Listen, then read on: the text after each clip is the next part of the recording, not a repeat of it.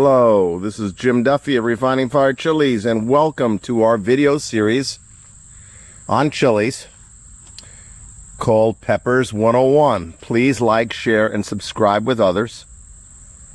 Or like and share with others and subscribe. We want people to learn about chilies. And that's the goal here. Of course, this is marketing as well, let's be honest.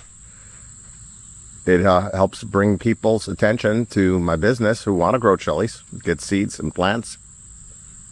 But the main thing here, in my last few years of doing this as a business, is I want to educate. I've always educated. If you look at my website and you look at descriptions I have written on chilies, they're better than most website descriptions, because I try to research and try to get as much information on every pepper I grow. Now, I know I'm limited when I talk about super hot crosses and stuff, because I can basically just tell you who made them and when they made them, if I know that, and what peppers they cross-pollinated to get them. And that's all I can really much say. Maybe heat, flavor a little bit. But some chilies will have more of a story. This is the MOA Red Scotch Bonnet. Now, MOA stands for Ministry of Agriculture. Now, is this a true MOA Red? Okay. We believe, now this is just us believing, it's not fact, that either in the wild or in nature, something crossed into the MOA yellow, which is the original yellow Scotch bonnet of Jamaica, or official one that they use in agriculture, that they grow for sauce makers and whatever they do, the farms in Jamaica. And something crossed into it and gave them a red, because the reds they get a lot bigger. Some of them get kind of like a Moruga scorpion shape. They're a lot hotter. So we don't think that this is a total red variant. Now, we know someone didn't deliberately make this. So something happened in nature with the MOA yellow or the agricultural fields in the Caribbean and gave us the MOA red. But it's very close in some of the shapes to the MOA yellow, but much hotter. I got my seeds from a guy, Kyle Reese Contreras, back about 10 years ago. And I've been selecting over the years to try to get the better shapes and productivity. And since I'm not a professional breeder, I'm limited in what I can do. But you get some of the pods that get that kind of like saucer bonnet shape. Here's some green ones. Getting that saucer bonnet shape. Now, these are not Jamaican Reds. Jamaican Reds kind of look like that. Jamaican Reds are not Capsicum chinense, they're Capsicum annuum. And they're a much lower heat than a habanero or a Scotch bonnet. But that's a kind of traditional Jamaican Red shape. And they're a really great chili. But they're not a Scotch bonnet. They're Capsicum annuum. But some people's websites unethically sell them as Scotch bonnets. The yellows and the reds. There's Jamaican yellow as well. It's also called Jamaican red mushroom, Jamaican yellow mushroom. But these are not it. But that's the kind of shape you get on those. So, here we have some nice big ones. And as you can see, they're kind of giving us kind of that like Moruga shape, Moruga scorpion shape, if you've ever grown Moruga scorpion. Let's go back here. I got some really nice specimens. They're very, very productive. They're very fruity, but I won't say they're a sweet or citrus flavored like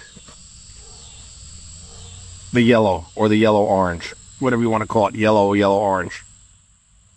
They might get some little pimply bumps on them, on the skin.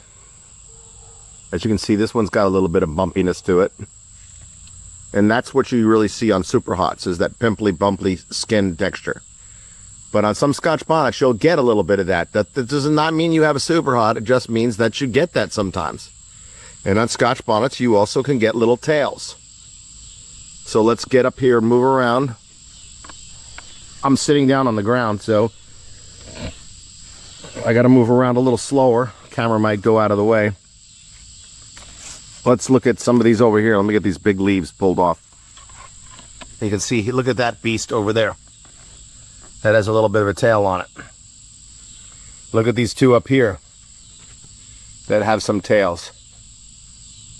Look at that beast there. That definitely has a Moruga look to it. Although the skin is smooth, Morugas are not smooth. And look at the bumpiness on the bottom of the pepper. That's what I was talking about. You kind of get that Moruga look.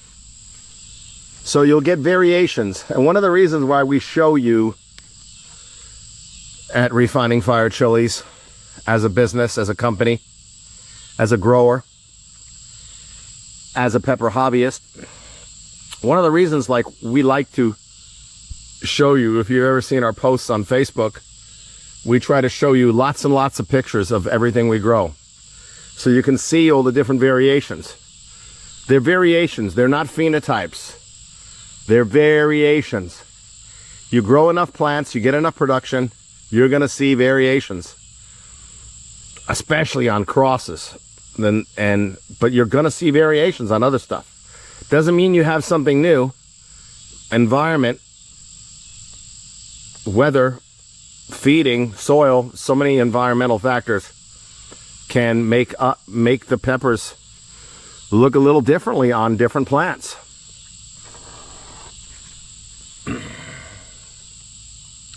So this one here is wanting to give us some little tails.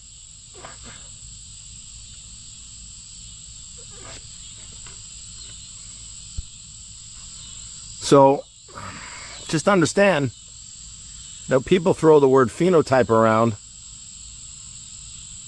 like a used prostitute. You know, that's kind of a gross way of describing it. But they throw it around and they act like they've discovered something new, or there's some botanist or scientist. And it shouldn't be used that way. Variations. Let's just say variations. Let me get this branch out of the way. It's not going to do anything, so I might as well pull it off. And I'm going to pull off this big leaf here. Plant doesn't need it. It's going to be nice when these turn red. I'll probably take photos of them and put them up on Facebook and Instagram. So this is the MOA Red Scotch Bonnet. Much, much higher heat than the yellows or the yellow-orange or the orange. Much, much higher heat. And very productive. Plants get about 4 foot tall, maybe close to 5 foot. And they're great for used in fresh salsas, hot sauces, spices, seasonings, whatever you want to do with them. But be adventurous in the kitchen. I tell everybody in the videos, be adventurous. Try different things. Even if a pepper's traditionally used a certain way, or you've only seen people use it a certain way, try different things with the peppers. You might come up with some kind of dish or thing to use them in that nobody's ever thought of. So be adventurous, people. And share this knowledge with others. Share it with your neighbors, your friends, your co-workers, your children, your grandchildren. If we want people to learn about peppers and get excited about chilies, it's not just going to happen with hot sauce or pepper challenges or stuff like that. It's going to come with us sharing the knowledge of the chilies and the growing of the chilies. And we need to share it. We need to share it. And I'm not just saying this to get more traffic to my channel. I'm saying this because if we don't share this stuff, if we don't grow these peppers, then who's going to know about them? Hardly anyone. So this is the MOA Red Scotch Bonnet, and this is Jim Duffy of Refining Fire Chilies, www.superhotchilies.com. Take care.